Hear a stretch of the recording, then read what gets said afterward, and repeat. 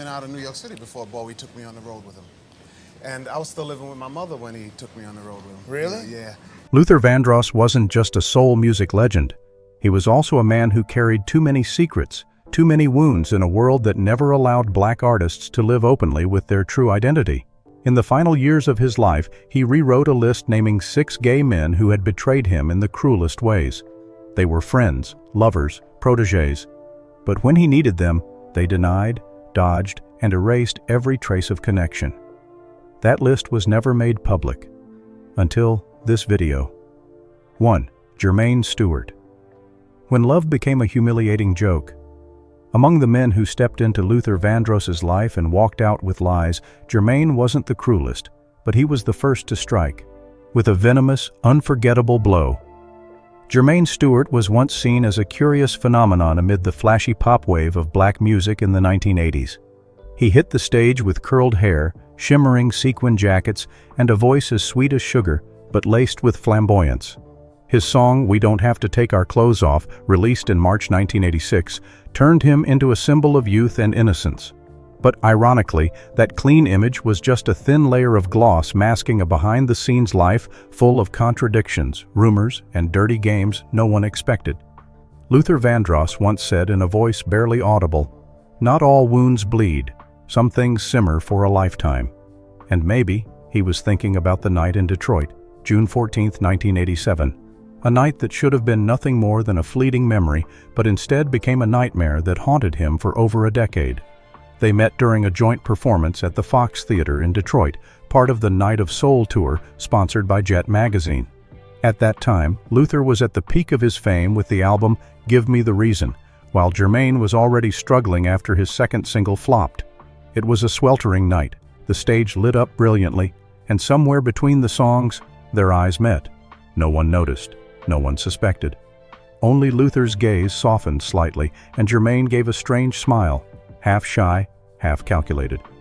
After the backstage party at the Athenaeum Suite Hotel around 1 a.m. on June 15th, Luther and Germaine left the main lobby together. A security guard later confirmed they went up to the 19th floor.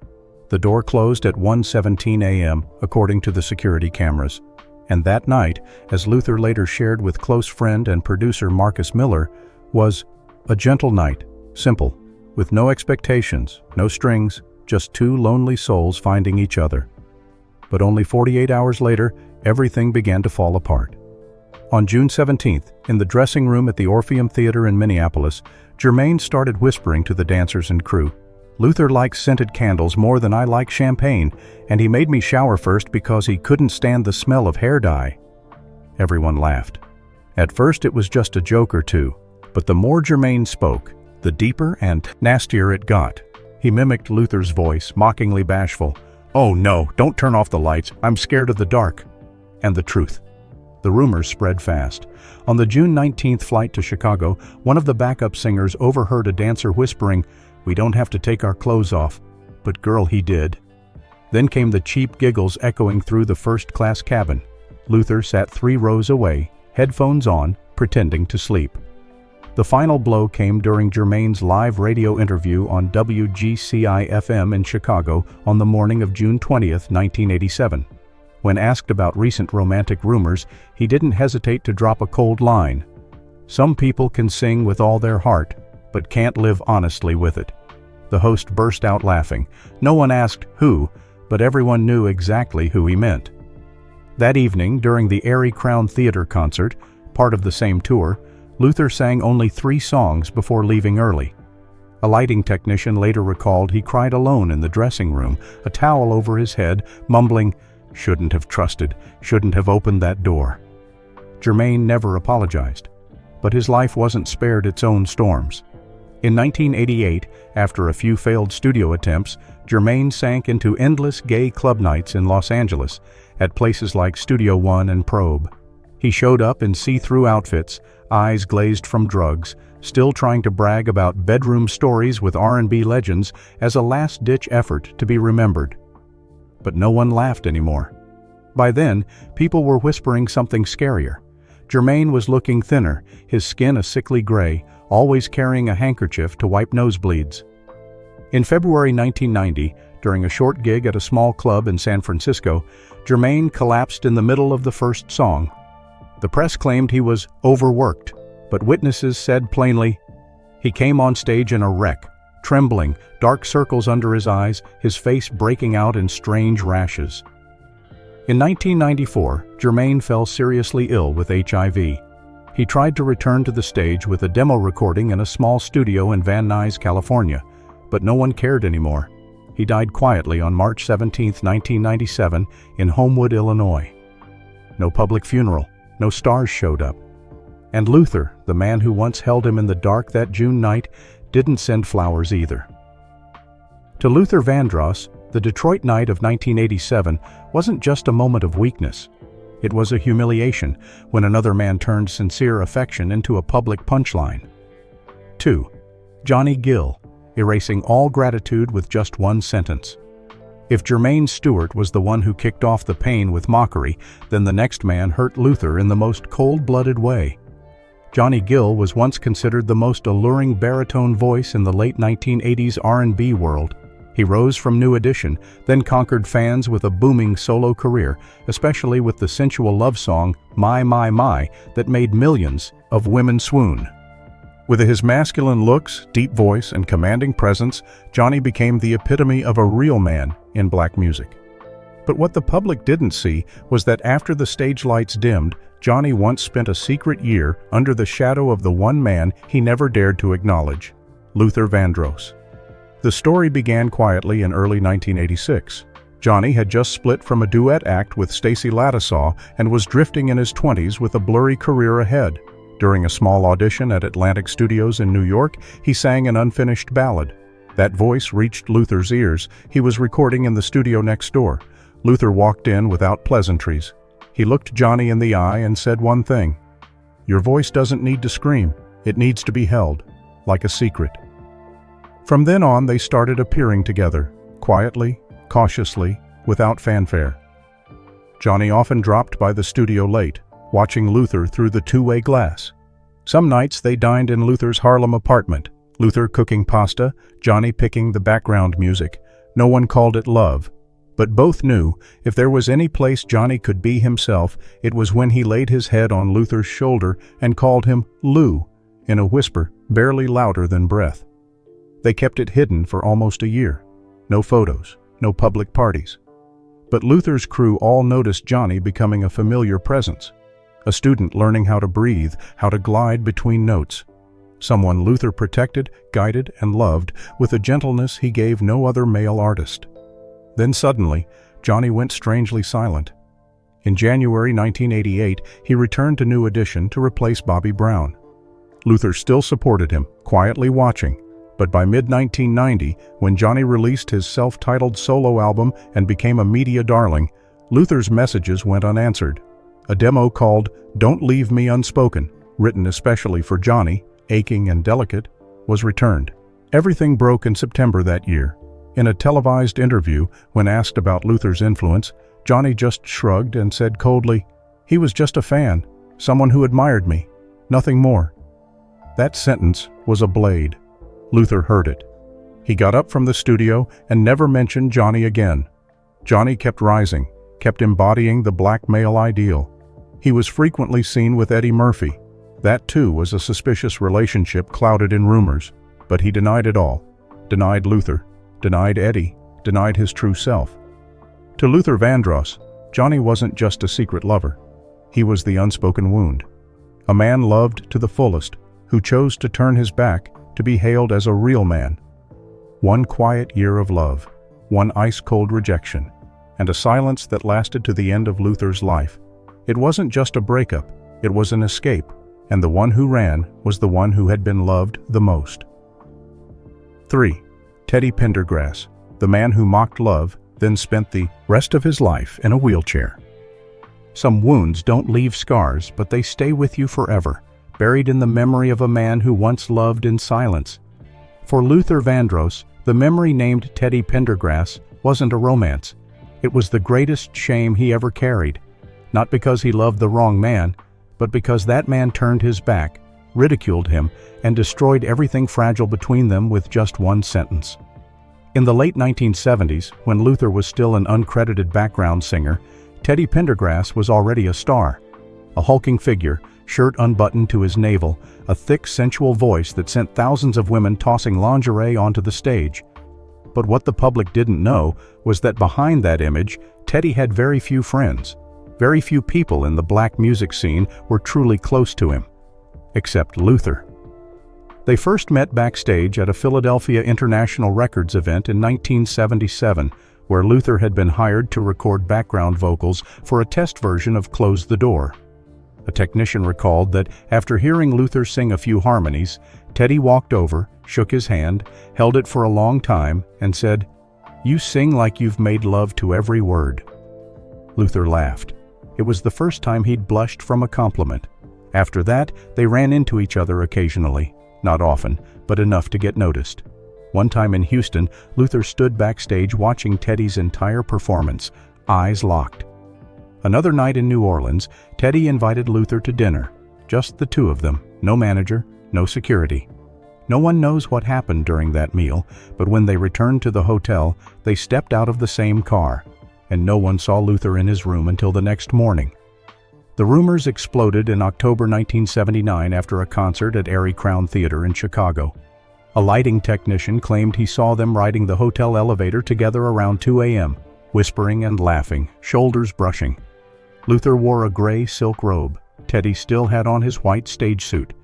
It wasn't until 9 a.m. that either of them was seen again, on opposite sides of the hallway. No one asked. The glances said it all. People in the industry started speculating. A small NY Entertainment Weekly column in May 1980 hinted that two famous R&B stars were spotted leaving a hotel room after a long night. No names, but no one doubted it was Luther and Teddy.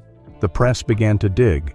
Then, during a press conference in Manhattan in June 1980, someone dared to ask outright, "Do you have any relationship with Luther Vandross? There are rumors you two spent the night together." The room went dead silent. Teddy didn't blush. He didn't dodge. He burst into laughter, a cold, cutting laugh. Then he said, loud and clear, "I'm a real man. I don't sing for no gay stuff." Luther wasn't there, but a close friend said he cried when he heard those words, not because he was outed, but because someone he trusted, someone who once whispered to him in the dark, now treated him like something to be ashamed of. The next day, Luther cut all ties with Teddy. No calls, no letters, no name ever spoken again. Not once. And then, just 3 months later, fate turned the page like a slap to the face. On the night of March 18, 1982, Teddy Pendergrass was in a horrific car crash in Philadelphia. He was driving a silver-blue Rolls-Royce down Lincoln Drive when he lost control and slammed into a guardrail. His passenger, according to police reports, was Tenica Watson, a transgender woman. The entire city shook. Teddy survived, but was paralyzed from the neck down. From soul music's ultimate sex symbol to a man in a wheelchair, relearning how to breathe, how to eat, how to speak. And like a bitter whisper, some called it karma. Not because he was with a transgender woman, but because not even 100 days earlier, he had just denied the existence of a man who once loved him for real. For the rest of his life, Teddy lived in isolation. He still sang, half of himself, still released albums, through memory. But the voice that once dripped with seduction now carried bitterness. He rarely spoke of the past, never answered questions about the 70s, and never, absolutely never, said Luther's name. Luther never reached out, not once, not in the studio, not at charity events, not at the hospital when Teddy was hospitalized, not in the final years. A mutual friend recalled that in 1995, when Teddy released the album A Little More Magic, Luther just gave a sad smile and shook his head. "That's the last thing I ever wanted to give him, a little more magic. But I guess he threw that away a long time ago." Teddy Pendergrass died on January 13, 2010. His funeral was a large affair, covered by the media, with many artists in attendance. But Luther had already passed away 5 years earlier, and no one ever brought up the story buried between two of the most famous black men of the 80s. One who loved in silence, the other who once held his hand, then threw it into a pit of disgrace. In Luther's eyes, Teddy was the imagined lover. But in the eyes of history, Teddy will always be the man who lost the tenderness of a quiet love, only to spend the rest of his life sitting in solitude that no one could free him from. 4. Sylvester turned his back on the one who carried his debt. Before his death, Sylvester was called the Queen of Disco. But to Luther Vandross, he became nothing more than a treacherous man who trampled the tenderness of the only person who ever reached out when every door had slammed shut. Between Luther Vandross, who hid his heart behind his voice, and Sylvester, who wore his identity like an unbuttoned shirt, there once existed a quiet relationship, flickering like a disco light at the end of the night. They had been together during rare performances, touched hands backstage, stepped into the same car at dawn, shared unreleased songs, and once slept side by side in a hotel room overlooking Castro Street. Neither ever confirmed it, but everything that happened afterward made denial pointless. In the 70s, Sylvester was the unchained fire of disco. Luther was the sigh of soul and R&B. One shouted, "I am me," in a sea of prejudice.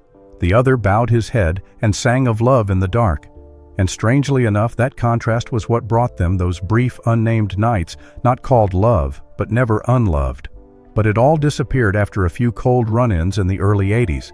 Sylvester spiraled into bankruptcy. Labels dropped him. The IRS came knocking. Shows were canceled, money gone, and his fame twisted by the very image he once proudly owned. No one in black music wanted to touch him anymore. Too gay, too much, too reckless.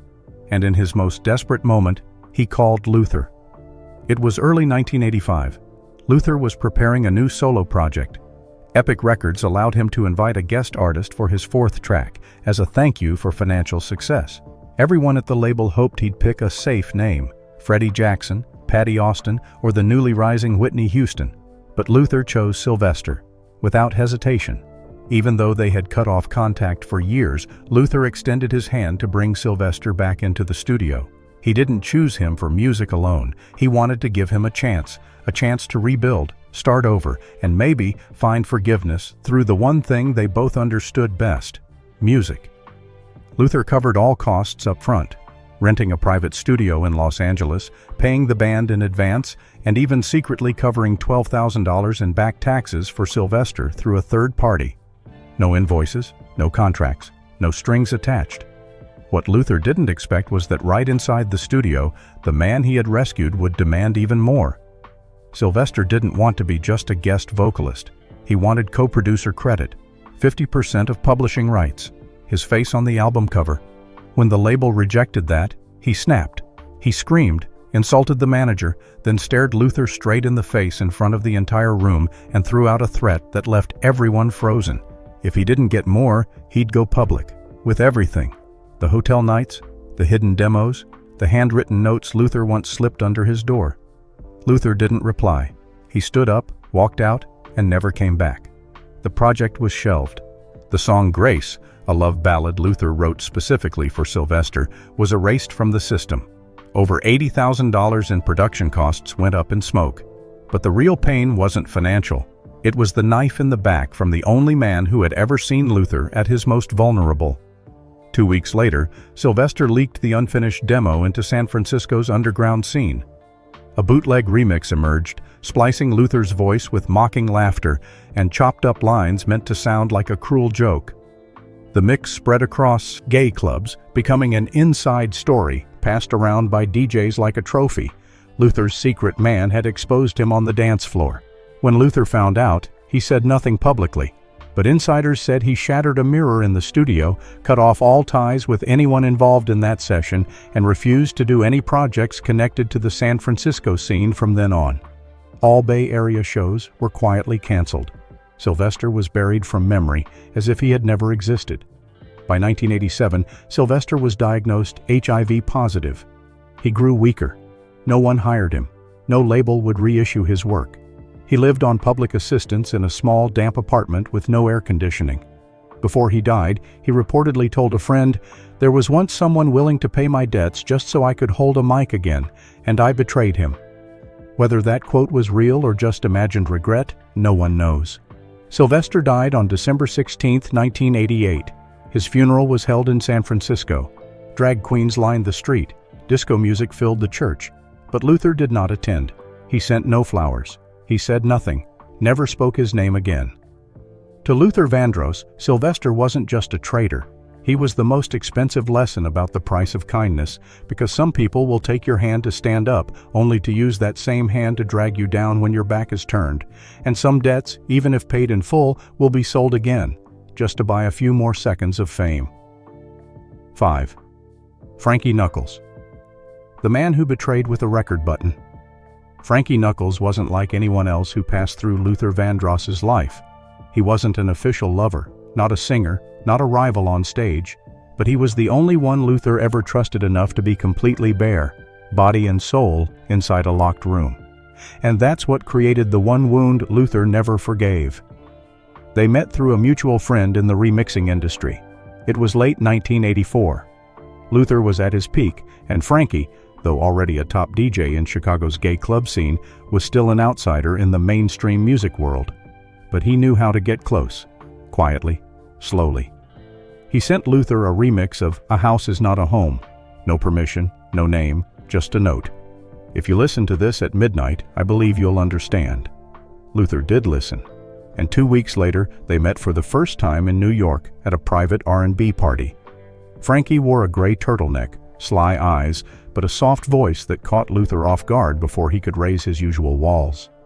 They talked for 3 hours, then left together unnoticed. Their connection began with secret cassette messages, late-night walks through unlit parks, quiet studio sessions behind closed doors. No one spoke it out loud, but everyone saw that Luther, the man who lived in hiding, afraid of being caught, was letting Frankie into his private world. And one January night in 1985, when Luther performed a secret show in Chicago, they stayed at the same hotel. Frankie took him to the power plant after the show, and they spent the night together. No assistants, no witnesses, just red wine stains on glass and a raw recording of "If This World Were Mine," sung a cappella by Luther in that room. No mic. Luther thought it was intimacy. Frankie saw it as raw material. The betrayal came just weeks later when Luther returned to Chicago and dropped by the power plant again. He wore a hoodie, dark glasses, came in through the back, the routine of a man who lived in the shadows. But this time, Frankie invited him into the private DJ booth. Luther trusted him, believed he was with someone who once touched him tenderly in the dark. No one knew that while Luther was opening up about fear, about men in his past, about never being able to love freely, Frankie had already set up a recorder beneath the soundboard, not for blackmail, just for what he called honest art. He captured every confession, every fragile word, every cracked sentence, and later sampled them into a remix track. Days later, the recording played at an underground party at the warehouse. Just a few lines. "I've never really been myself. If people knew who I am, I'd lose everything." Then came a slow house drop, followed by a sped-up hook. The club laughed. They recognized the voice. No name needed. The heartbreak was unmistakable. When Luther heard, he didn't scream, didn't call, didn't go public. But that same night, after receiving the tape from a close friend, he quietly burned every mix connected to Frankie. Burned the raw recording of "If This World Were Mine." Burned the handwritten note Frankie had left after their night together. It said only, "Thanks for not locking the door." After that night, Luther canceled all Chicago shows for 3 straight years, refused all offers from DJs or producers linked to Frankie. No explanations, no reasons. But everyone knew Luther had lost his last bit of faith that a man in the LGBT world could ever protect another's secret. Frankie didn't stop. He told the story indirectly in workshops as a parable about a famous singer who lived a lie. He never named Luther, but every time he played that sample, the crowd danced, screamed, laughed, and if someone ever mentioned Frankie's name in the studio, Luther would just nod and say, "Turn it off." To Luther, Frankie didn't just betray him. He stole the most fragile thing, a feeling that had no name, turned into a looped beat played in the dark. What Luther thought was intimacy turned out to be prep for a reveal performance. And the hug that made him feel safe was the same arm that pressed record when he was most vulnerable. Frankie never apologized, but Luther never forgot. 6. Eddie Murphy, the powerful lover who denied everything. Among the men who passed through Luther Vandross's life, Eddie Murphy was the one who shattered everything the fastest and the coldest. The first time, They were seen together publicly was backstage at the Soul Train Awards on March 29, 1987 in Los Angeles. At the time, Eddie had just released his hit comedy special Raw, and Luther was basking in the success of his album Give Me the Reason, nominated for several categories. They didn't perform together, but their quiet connection behind the scenes caught the attention of many in the black entertainment industry. Both were private men, but they were often spotted at small events, private birthday parties, or late-night studio sessions, places where the press didn't shine their lights. From late 1989 to mid-1993, whispers began circulating among New York's soul music circles about strange cassettes Luther carried on tour, not demos, but personal voice recordings from an unnamed man. No one confirmed it, but everyone understood. Everything came crashing down in the early hours of May 2, 1997, when Los Angeles police pulled over Eddie Murphy on Santa Monica Boulevard. In the car with him was Adesone Kenneth Sayuli, a transgender woman previously under police watch for sex work. Though Eddie wasn't arrested, the incident exploded across the American media. He denied all allegations, but the pressure from the press, film studios, conservative audiences, and major sponsors forced him to act fast to save his image. Within 72 hours of the news breaking, Eddie's legal team was reportedly compiling a list of media risk individuals, people with whom he'd had personal relations who might trigger a tabloid scandal. According to a source from the Beverly Hills music management scene, the internal document listed Luther Vandross as high risk if exposed by tabloids. On May 5, 1997, a team of legal representatives delivered an NDA directly to Luther's home, demanding that he legally agree never to reveal any details about his personal connection with Eddie Murphy, whether through words, actions, or even suggestive artistic work. For Luther, it was a direct strike, one he didn't see coming. He never responded publicly, but just 10 days later, his previously announced summer tour dates under Warner Brothers were canceled without explanation. Several insiders confirmed he refused to go on stage after receiving the legal documents from Eddie's team. Meanwhile, Eddie began reshaping his public persona. By September 1997, he appeared on the NBC special Man Enough, a carefully staged program about celebrity pressure, which conveniently avoided any mention of the May incident. His career went on, even soared again, as he voiced Donkey in Shrek, 2001, and received an Oscar nomination for Dreamgirls, 2006.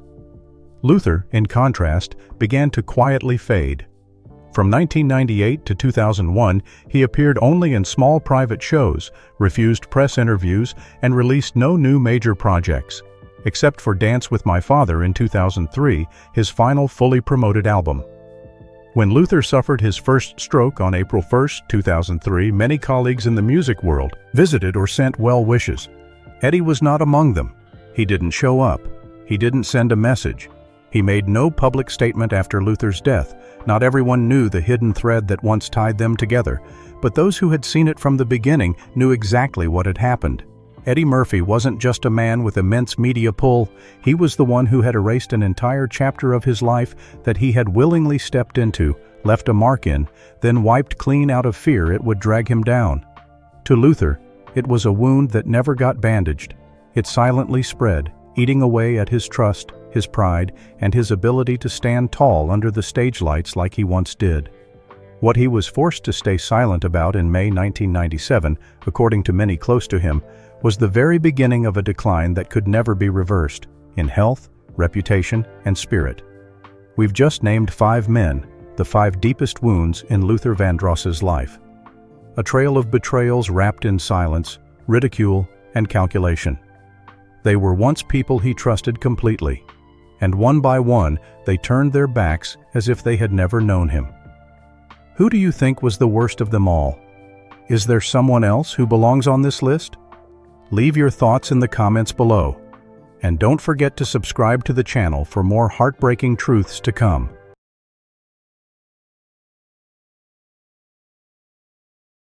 Soul singer Marvin Gaye, whose career spanned over 25 years, including the birth of the Motown sound to the 80s, was shot to death yesterday in Los Angeles. On February 22, 1976, the torment ends.